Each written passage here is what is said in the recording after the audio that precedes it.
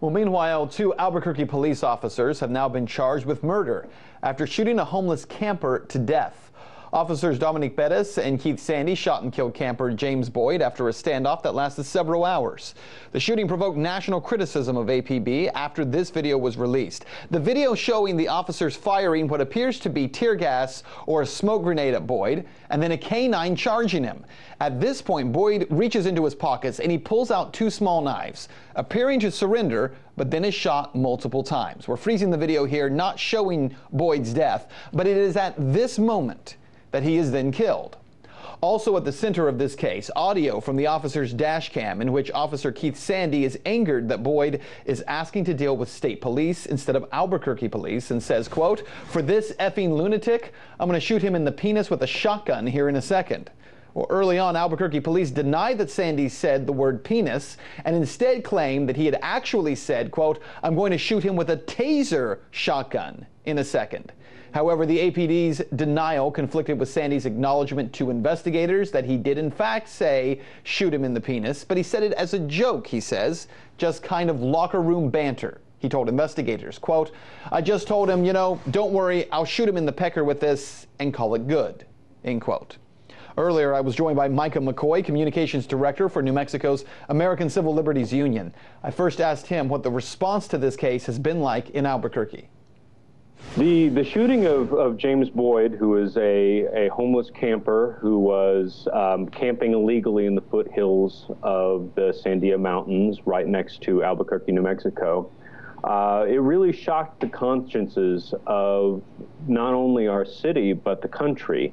What we saw on the officer-worn video, one of the officers was wearing a camera on his helmet, was essentially two officers gunning a man down who posed little to no threat to him, to themselves, in what appeared to be cold blood.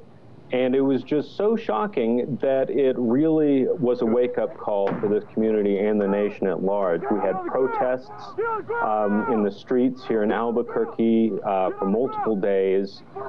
Soon after this incident, the Department of Justice released a scathing report finding that the Albuquerque Police Department has a pattern and practice of violating civil rights and using excessive force. So now we're in a place where we're trying to rebuild this broken police department and find a way where we can police our community constitutionally without excessive force like we saw in the foothills. Yeah, certainly the Albuquerque PD, as you mentioned here, has really been plagued with problems over the past few years. Aside from this case, and we have multiple other cases, including one particular officer who's gotten in trouble multiple times when he has shot suspects, and even wearing body cameras, that hasn't seemed to help. Well, I think we have to recognize that the body cameras are an essential part of the solution. We know from field tests in places like Rialto, California, that body-worn cameras, officer-worn cameras, drastically reduce the amount of citizen complaints against officers. And it goes both ways, too. It protects officers from unfounded accusations, and it protects the citizenry against officers abusing their powers. So it's a win-win situation for them all. The problem is that unless consistent enforced policy governing the use of these cameras, they're not going to be effective. If officers forget to turn them on or decide not to turn them on or don't turn in the footage or claim that a camera has malfunctioned, and there's no consequences to failing to record in these situations that they're supposed to record, then having the cameras isn't going to do a whole lot of good. So you've got to have the cameras and a consistently enforced policy behind those cameras. I want to go back just for a minute to the Boyde case specifically. In this case, the attorney who's representing Officer Keith Sandy came out today saying that essentially this was a huge mistake to indict Officer Sandy as well as the other officer in this case, saying that the two of them did nothing criminal here. They said that it was tragic but not criminal, and then claims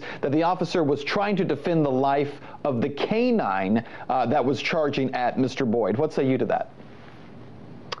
Well, I mean, I think the bottom line here is that the district attorney's office decided, and I think not lightly, that they have enough evidence to bring criminal charges against these two officers. And I think we've got to recognize how rare that is. This does not happen very often. Anybody who's been following these kind of issues for any amount of time knows that it almost never are criminal charges brought against officers in these types of situations. So I think we've got to recognize that there's at least some evidence